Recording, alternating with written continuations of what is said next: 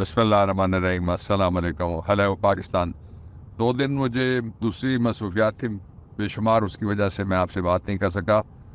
लेकिन मैंने आपके लिए जो हज करने के गए थे उनको मुबारकबाद दी। आप सब के लिए ईद की मुबारक। ईद का तस्वुर इस्लाम में यह अल-आयात फिल इस्लाम के खुशियाँ हैं हमारे लिए, अल्लाह रब्बुल इज़्ज़त की तरफ से चुनिंदा खुशियाँ हैं। बाकी तो कहते हैं हाजिर को महर समझो, जो छोटी सी खुशी हो उसको भी खुशी और अल्लाह की करम नवाजी समझ के कबूल करना चाहिए। बाकी सारा कुछ भी रज़ा इलाही के बगैर नहीं हो सकता, और अल्लाह के पास ही सारा कुछ है, इख्तियार और इक़्तिदार।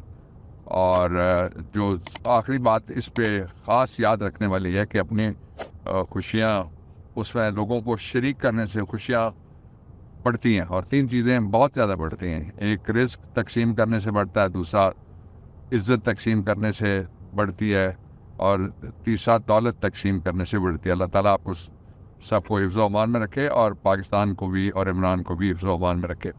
मैं 2 चीज़ें बहुत इम्पॉर्टेंट आपको बताना चाहता हूँ। पहला ये है कि दुबई चलो सर्कस लगाया गया था, जिसके लिए जो इसकी यहाँ से रवानगी हुई थी जो मफरूर है, तो लोगों को जो बहुत सारे लोगों को मुझे इतला एक से ज़्यादा जगह से आई कि जी वो भाई ने उसको पकड़ा और निकाला, और एक खातून पहुंच गई, वो शहबाज पे लगी नहीं, दूसरी तरफ से नवाज़ को निकाला गया, और शहबाज को उसने वो पता नहीं कोई 1.5 फुटा 2 फुटा और पता नहीं और क्या क्या कहा। ये आपको वीडियो का मैंने वो आपको जो कंटेंट है इसलिए मैंने आपको हवाला दे दिया, आप देखना चाहें तो वहाँ से देख सकते हैं।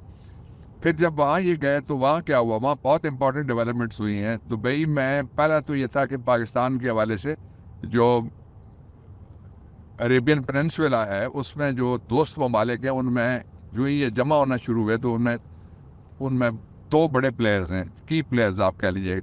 ये फर्स्ट हैंड मैं आपको बता रहा हूँ, उनमें तशवीश की लहर तोड़ी कि पाकिस्तान में अगर कोई और रिजीम चेंज के जितने किरदार हैं वो यहाँ पे जमा होते हैं और यहाँ कोई फ़ैसला होता है, तो उस फैसले के रिप्रकशंस होंगे। इसलिए कि पाकिस्तान जो अरब ममालिक हैं वो बरादराना ताल्लुकात हैं, हर किसी से नोयत मुख्तलिफ है थोड़ी सी। जिस तरह दुबई से और किस्म का हमारा ताल्लुक़ है, इसी तरह से हमारा सऊदी अरेबिया से एक और लेवल का ताल्लुक़ है। ईरान से भी हमारा जो पर्शियन गल्फ़ में जाए तो बहुत तरह का ताल्लुक़ है। और ये सारी बातें ज़हन में रख के जो तशवीश आई उसमें से 2 बड़ी वहाँ के वॉइज़ू उस तरफ से झाड़ पिलाई गई कि ये जो अपने गंदे कपड़े हैं ये धोने के लिए क्यों खलीज में लेके क्यों आए हैं, ये कोई गंदे नाले पे बैठ जाए और किसी छोटे नाले पे बैठ जाएं और पाकिस्तान के अंदर जाके बैठें। तो इसलिए वरना ये तय क्या किया जा रहा था, तय 3 चीज़ें की जा रही थी। एक तो ये कि कोई पैक्ट ऐसा किया जाए, और उसके लिए फिर वहाँ गुंजाइश पैदा करने के लिए भी एक कोशिश हुई, जिसके बावजूद भी गुंजाइश पैदा नहीं हो सकी। वो भी मैं आपको फैक्ट्स के साथ बताता हूँ। तो तय ये पहले तो ये किया जा रहा था कि 10 साल तक बारियां तय की जाएं कि पीडीएम की 2 बड़ी जमातें जो है और उनके साथ क्या क्या हिस्सा बखरा तकसीम करके, तो बारियां अगले 5 साल और उससे अगले 5 साल, इसलिए कि उनको ख़दशा ये है कि इमरान खान को अगले 5 साल और उससे 5 साल तक नहीं रोका जा सकता। ये मेरा अंदाज़ा नहीं है, उसके दोस्त की हैसियत से या पीटीआई की हैसियत से मेरा अंदाज़ा नहीं है, इस सारी दुनिया ये बात कह रही है। जितने भी इंडिपेंडेंट एनालिस्ट हैं उन वो जब भी करते हैं ओपिनियन, एक खातून साफ़ी, मैं नाम नहीं ले रहा, वो लंदन में उसने पहली किताब लिखी थी पाकिस्तान के बारे में, बड़ी मार्का तोलारा, फिर एक और किताब लिखी, she was very close to बीबी।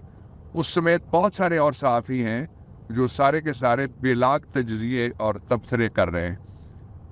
तो ये जो जब पहलू सामने आया तो उनको पहले तो झाड़ पी, उसके बाद उनको डांट पिटी, और उसके बाद उनको रुखसत होने का वक्त दिया गया कि यहाँ पे आप गंद ना फैलाएं, इसलिए कि बहुत बड़े पैमाने पे पाकिस्तानी कम्युनिटी भी वहाँ पे रहती है।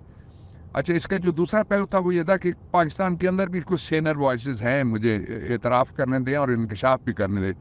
उन सीनियर वॉइसेस ने लोगों को कहा, मैनेजमेंट जो कर रहे थे उनको कहा कि ये पाकिस्तान एक खुद मुख्तार मुल्क है, और पाकिस्तान एक एटमी मुल्क है, पाकिस्तान एक बहुत बड़ा मुल्क है, पाकिस्तान एक बहुत बड़ी ताकत है, पाकिस्तान के लोग एक बहुत बड़ा इज्तिमा है पूरा अर्ज़ पे इंसानों का। तो ये क्या कि कहाँ बैठ के पाकिस्तान के सारे सौदे और वहाँ फाइनल करनी है डीलें और ये सारा कुछ करना है, तो इसलिए वो एक फैक्टर भी है, वो फैक्टर भी उसको आप नज़रअंदाज, मैंने इशारा फेंका बड़े दिनों के बाद, आप इस पे देखेंगे तो आपको क्राइन मिलना शुरू हुए हुए हैं, मुझे तो नज़र आ रहे हैं। तो वो वहाँ से भी एक जो मैसेजिंग हुई उसका भी नतीजा निकला। और वहाँ दूसरा जो तय करना था वो ये था कि वज़ीर-ए-आज़म को उम्मीदवार चुनना था, और तीसरा ये तय करना था कि जो केयर टेकर प्राइम मिनिस्टर है उसका उम्मीदवार उसको भी चुना जाना था। तो जो एक दो नाम आए वो तो ऐसे थे जिनकी कोई अहमियत नहीं थी, लेकिन एक आध नाम ऐसा है जिसकी उसका कॉन्सिक्वेंस है और वो बड़े पैमाने पे नाम लिया जा रहा है। वो मैं कुछ दिनों में आपसे शेयर कर लूँगा, थोड़ी सी हालात आप आगे जाने दें कि वो क्या है और उसके पीछे क्या है। अब ये वो पहली बड़ी बात थी जो अभी तक इस तरह से खुल के सामने नहीं आई कि दुबई में ये जो सर्कस था क्यों नाकाम हुआ और किसने नाकाम बनाया, और किन दो बड़े प्लेयर्स ने जो पाकिस्तान का गम सारा वहाँ पे उछाला जा रहा था। यहाँ पे पाकिस्तान में फिर कोशिश की जा रही थी कि किसी तरीके से एक उम्मीदवार आए, लेकिन पीडीएम की जो पार्टीज थी और एक जो इस्तेकाम में मईशत या इस्तेकाम एटीएम या इस्तेकाम पाकिस्तान जो भी आप कह लें, वो जो पार्टी है उसको शामिल करके 15 वज़ीर आज़म के उम्मीदवार हो गए और 15 सदर के उम्मीदवार होंगे। आप देखें एक आध स्टेटमेंट आज आ भी गया है जो मैं कह रहा हूँ आपको कि हर आदमी अपना उम्मीदवार कि वज़ीर आज़म हमारा ही होगा। ये इस तरह समझते हैं कि वज़ीर आज़म का फैसला किसी दफ्तर में होना है जिसमें एक आदमी आके खड़ा होगा, ये सारे बैठे हुए उठ के खड़े हो जाएंगे और वो कहेगा अकड़ बकड़ और उसके बाद वज़ीर आज़म मुंतखब। ऐसा नहीं है भाई, ये 25 करोड़ लोगों ने फैसला करना है, आवाम ने करना है, आइन के तहत फैसला होना है, वोट से होना है। जो इमरान खान है उसके खिलाफ आखिरी लंदन प्लान जो था वो नाकाम हो गया।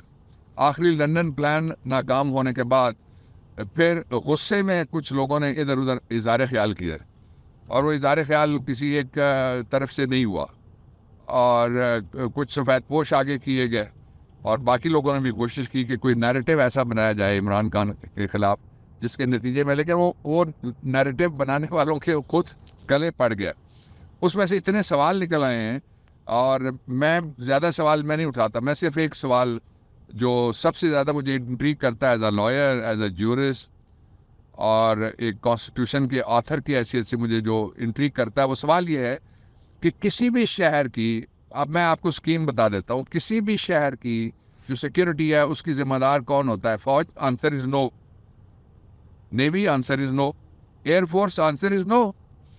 उसका इंचार्ज होता है उस शहर का डिस्ट्रिक्ट पुलिस ऑफिसर, और अगर सूबा है तो उसका आईजी जिसको कहते हैं वो इंचार्ज होता है।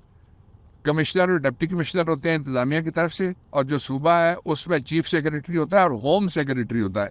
चीफ मिनिस्टर भी नहीं होता, ये मैं आपको बताऊं। ये जो रूल्स ऑफ बिजनेस है उनमें लिखा हुआ है कि किस डिवीजन का कौन इंचार्ज होगा, ये इंचार्ज होंगे।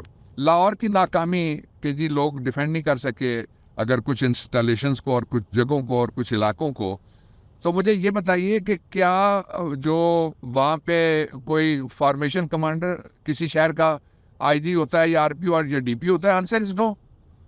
तो वो जो बाकी है उनका तो ताल्लुक ही कोई नहीं होता। उनके लिए जो आर्टिकल 245 है उसके ज़रिए से उनको बुलाया जाता है, जो पाकिस्तान के मुसल्लह अफवाज हैं तीनों, उनको इंटरनल डिस्टर्बेंस के अंदर बुलाया जाता है। ये बाकायदा आइन में लिखा हुआ है। फिर ज़ाब्ता फौजदारी में 3 दफ़ात हैं, जिन 3 दफ़ात के नीचे उनको तलब किया जाता है बाकायदा, और उसके लिए लफ्ज़ रिक्विजिशन किया जाता है। और रिक्विजिशन करने के लिए कौन रिक्विजिशन करता है? गवर्नमेंट। Answer is no.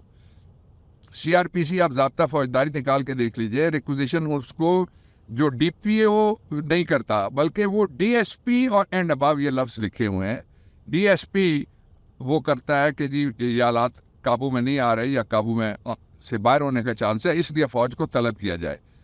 तो ये जो सारा ड्रामा इस वक्त, उसमें से एक जो बड़ा किरदार है और असली किरदार है वो तो टिकटॉक टॉकर बना हुआ है। इस वक्त तो वो सोशल मीडिया का एक अदाकार बना हुआ है, और इस वक्त तो वो अपने उसमें अपने बगलोली किरदार की बजाय वो आईजी का किरदार अदा करता, और वो जो फिल्मी दबंग एसएचओ इंडियन फिल्म्स का होता है उसकी बजाय वो आईजी का किरदार अदा करता है। So only there are 3 people those are responsible जो लाहौर है। पहला आरपीओ डीपीओ जो भी है और आईजी, एक पुलिस डिपार्टमेंट हो गया, दूसरा होम डिपार्टमेंट, उसका सेक्रेटरी होम डायरेक्टली रिस्पॉन्सिबल, तीसरा चीफ सेक्रेटरी। वो वरना वो करते क्या है?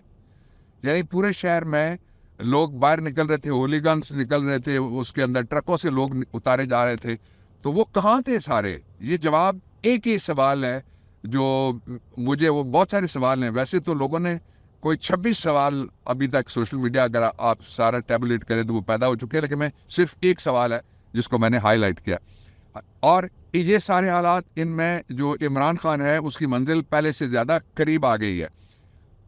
और करीब आने की 3 वजूहत, एक मैंने आपको बताया पिछले अपने एक गुफ्तगू में कि बैनुल अक़वामी तौर पे किस तरह का माहौल बन गया है। दूसरा ये है कि इकॉनमी, जे वो वीर क्या सादा है बीमार हुए जिसके सबब उसी अत्तार के लौंडे से दवा लेते हैं।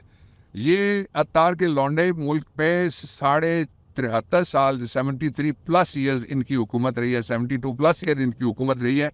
ये इस दौरान अगर कुछ हुआ है तो इनकी 7, 8 या 50 नस्लों के लिए वसाइल बैरून मुल्क मुंतकिल किए गए, और चोरी के पैसे, money laundering, crime, what not, तफ्तीशी कत्ल, गवाह कत्ल, जज कत्ल, वकील कत्ल, ये तो इनके दौर में होता रहा।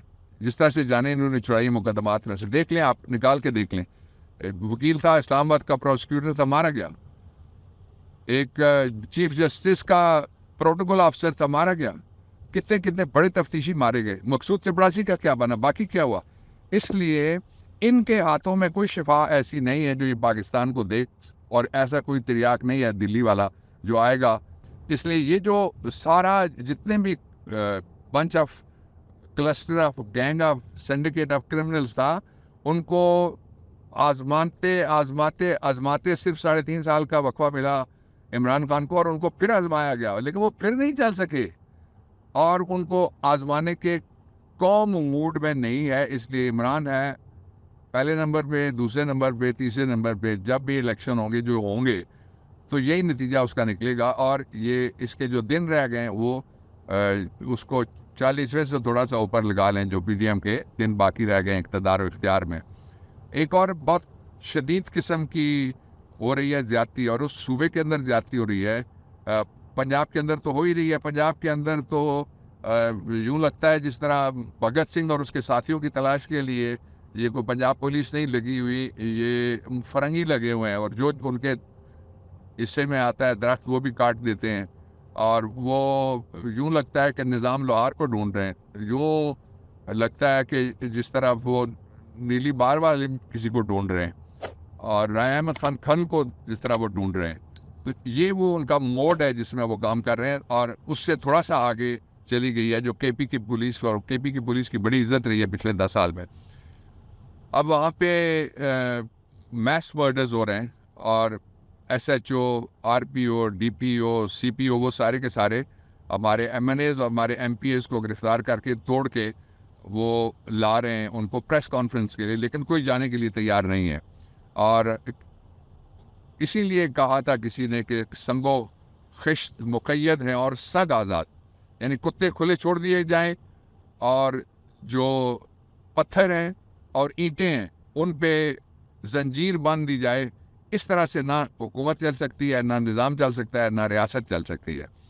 इंशाअल्लाह अच्छा वक्त is just across the corner, इसलिए कि ये 40वें वाले जो ही जाएंगे उसके बाद एक नई बहार फूटेगी, और पाकिस्तान में बेशुमार जगह जो बैरून मुल्क मुकीम पाकिस्तानी हैं वो कहते हैं कि इन्होंने रहने के काबिल नहीं बना दिया, और पाकिस्तान की सारी दुनिया में इतनी बेइज्जती कराई है कि जहाँ भी सवाल उठता है पाकिस्तान का तो बहुत बुरे तरीके से उस सवाल को एड्रेस करती है बैनुल अक़वामी राय आमा। ये वही पाकिस्तान है जो इमरान खान के आज से तकरीबन 2 साल पहले इमरान खान के ज़माने में क्या आपकी इज़्ज़त थी इस पासपोर्ट की, और क्या शान थी पाकिस्तान की। वो शान और वो इज़्ज़त हम सारे मिलकर वापस लेंगे। पाकिस्तान जिंदाबाद।